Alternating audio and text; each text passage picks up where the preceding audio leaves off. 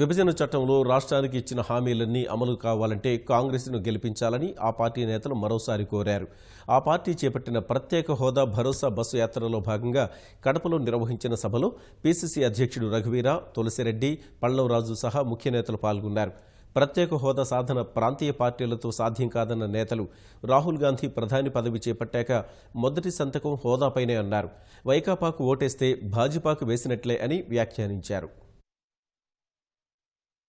ఇంటింటా సౌభాగ్యం కాంగ్రెస్, ఇంటింటా మోసం బీజేపీది, ఇంటింటా దౌర్భాగ్యం చంద్రబాబుది, ఇంటింటా దౌర్జన్యం జగన్ది, ఇంటింటా అయోమయం పవన్ కళ్యాణ్ది.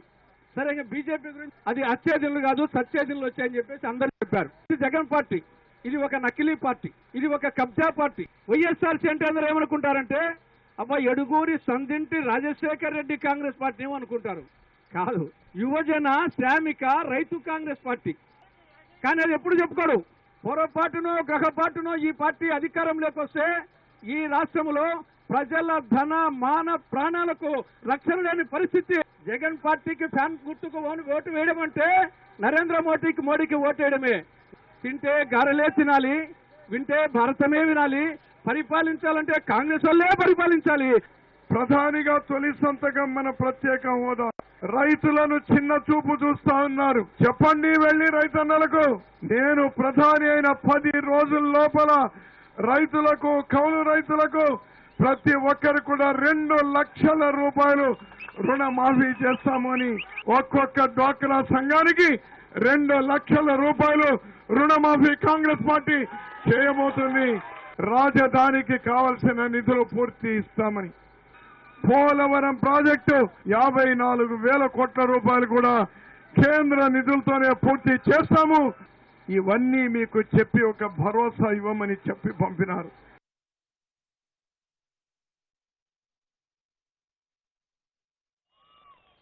మళ్ళీ బీజేపీ ప్రభుత్వం కేంద్రంలో వస్తే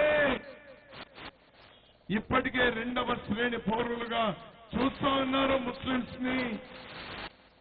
బహుశా వాళ్లకు మళ్లీ వస్తే గోత్రా లాంటి సంఘటనలు నిత్యము జరిగేటువంటి ప్రమాదం ఉంది. ఈ భారతదేశంలో కాంగ్రెస్ పార్టీ అన్ని కులాలు, అన్ని మతాలని సమభావంతో తీసుకెళ్లేటువంటి పార్టీ కాంగ్రెస్ పార్టీ.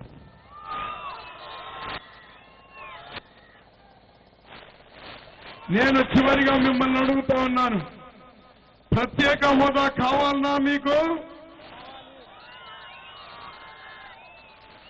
నేను అందరినీ అడుగుతున్నాను. నేను మీతో మాట్లాడించే ప్రయత్నం చేస్తాను. నేను మాట్లాడేదైతే నేను మీతో మాట్లాడిస్తాను. దయచేసి నేను అడిగిన దానికి మీరు చెప్పండి, ప్రత్యేక హోదా కావాలన్నా?